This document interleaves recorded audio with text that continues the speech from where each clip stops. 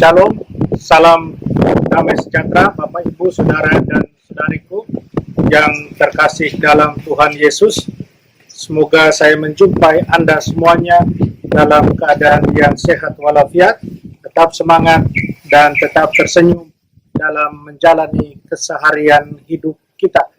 Untuk kita semua yang sehat, Tuhan berikan terus kesehatan, dan untuk sama saudara dan saudari kita yang sakit, Tuhan berikan kesembuhan segera. Sekali lagi saya mengucapkan terima kasih berlimpah kepada semua saudara dan saudariku, Anda sekalian yang sudah setia mengikuti permenungan Embun Sabda ini.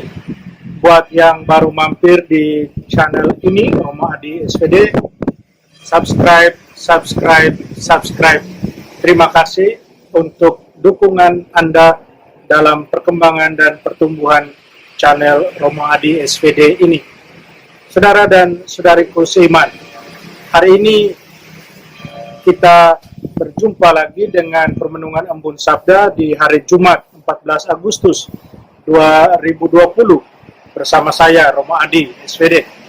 Saudara dan saudari, hari ini juga Gereja Sejagat mengajak kita untuk memperingati Santo Maximilian Kolbe, seorang imam dan martir yang meninggal di kamp Auschwitz di zamannya Hitler, di mana ada 6 juta orang Yahudi yang dibunuh pada saat itu. Maximilian Kolbe salah satu dari orang yang dibunuh oleh Hitler dan bawahannya. Saudara dan saudariku seiman, bacaan hari ini, bacaan Injil khususnya, mengajak kita untuk melihat soal pilihan hidup. Tuhan Yesus berbicara soal 2 pilihan hidup. Yang pertama, dia berbicara soal pilihan hidup untuk menikah. Dia katakan dengan sangat jelas dalam Injil hari ini bahwa apa yang dipersatukan Allah tidak dapat atau tidak boleh diceraikan oleh manusia. Hal ini mau mengatakan kepada kita bahwa pilihan hidup untuk menikah, untuk berkeluarga adalah satu pilihan hidup yang suci, pilihan hidup yang kudus, karena Allah sendirilah yang menguduskan itu, dan Allah sendirilah yang meminta bahwa apa yang sudah dia persatukan, cinta antara seorang laki-laki dan perempuan yang dia persatukan dan dia kuduskan, hendaknya tidak boleh diceraikan oleh manusia. Oleh karena itu, dibutuhkan kesetiaan dan tanggung jawab dalam memilih pilihan itu sendiri dan kemudian menghidupi. Yang kedua, Yesus juga berbicara soal pilihan hidup yang lain, pilihan hidup yang tidak menikah.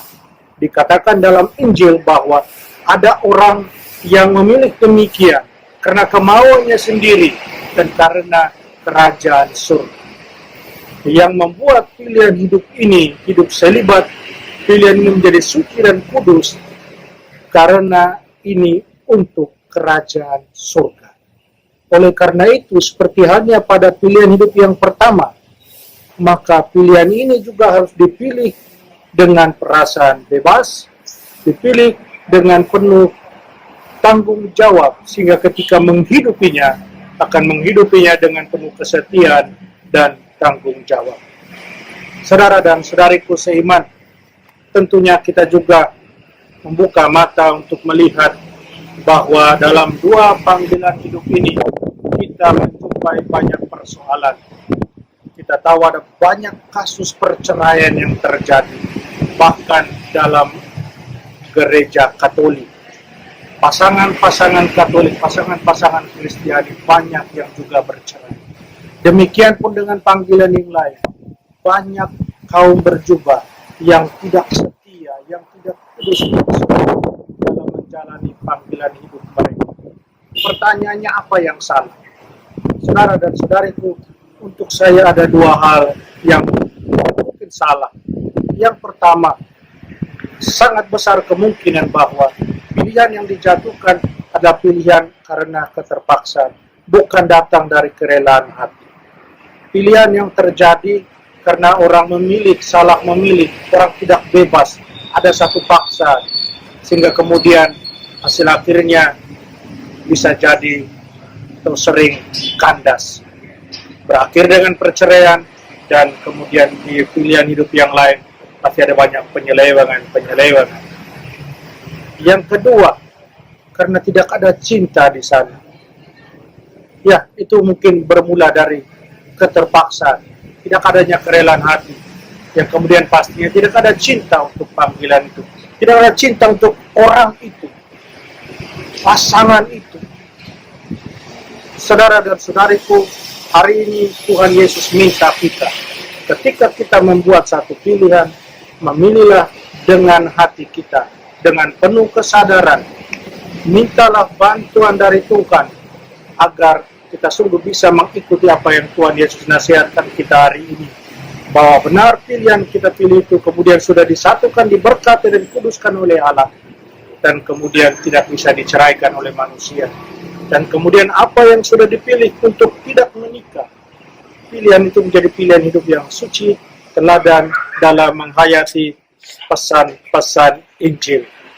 Saudara dan saudariku, mari kita berjuang dan berusaha untuk terus menghidupi panggilan kita masing-masing dengan terus setia.